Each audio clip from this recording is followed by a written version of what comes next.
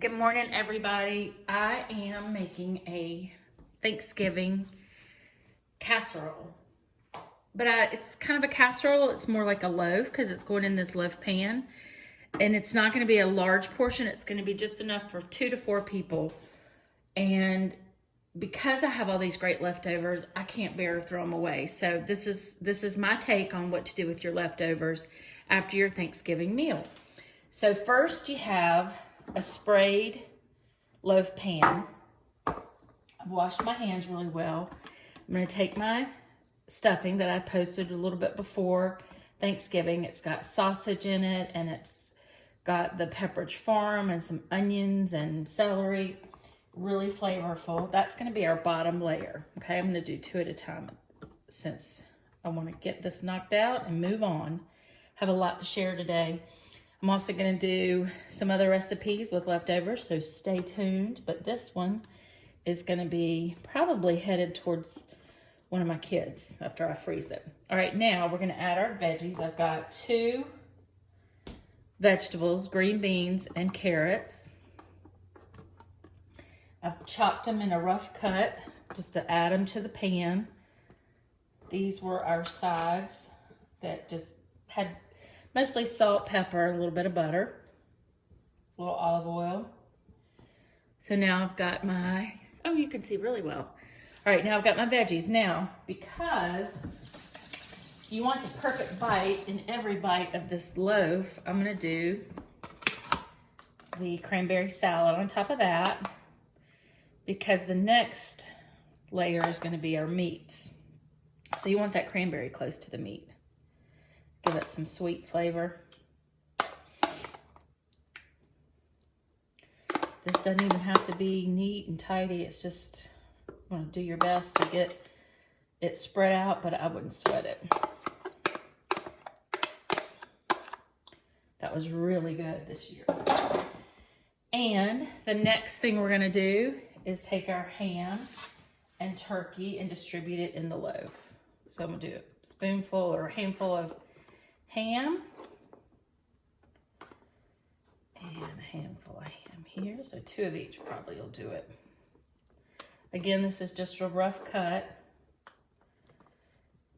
A little bit more in each to get to the top.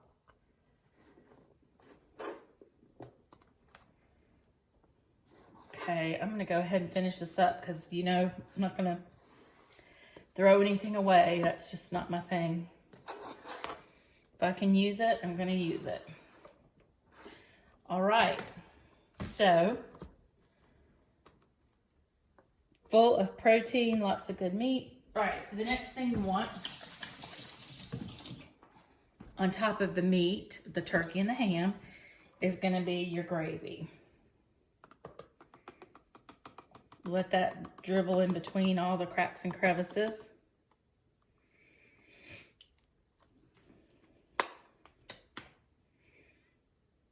And we'll do the same here. No salt, no pepper, no nothing. Just gonna let it sit just like we ate it. Okay. All right, now the last thing we're gonna do is put our sweet potato casserole on top.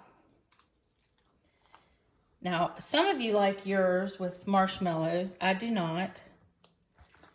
So if you want to finish yours off with marshmallows, you can do that after you bake it a little bit. This one has a tiny little bit on top. But what you're going to do here is just spread it across the top. Just enough to cover everything up.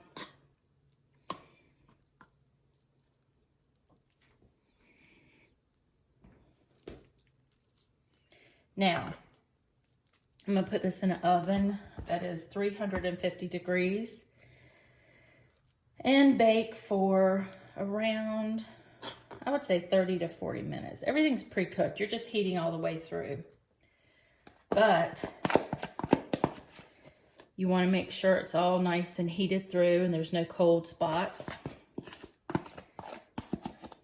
And if you want to, at the last 10 minutes, go ahead and put marshmallows, the little minis, on top of this. and you can bake those off for about 10 minutes. Now, I have a sink full of dirty dishes and 2 really significant loaves here that are the perfect bite of Thanksgiving in every bite. And I think that you might not want this today, but you're going to remember how great your Thanksgiving meal was, and this is going to be the perfect reminder. Something also to give away that people really love, and I think you're really going to love how it tastes. You go down and cut through like you do a meatloaf, and it's the perfect bite. All right, stay tuned. I hope you enjoy, and there's more recipes coming.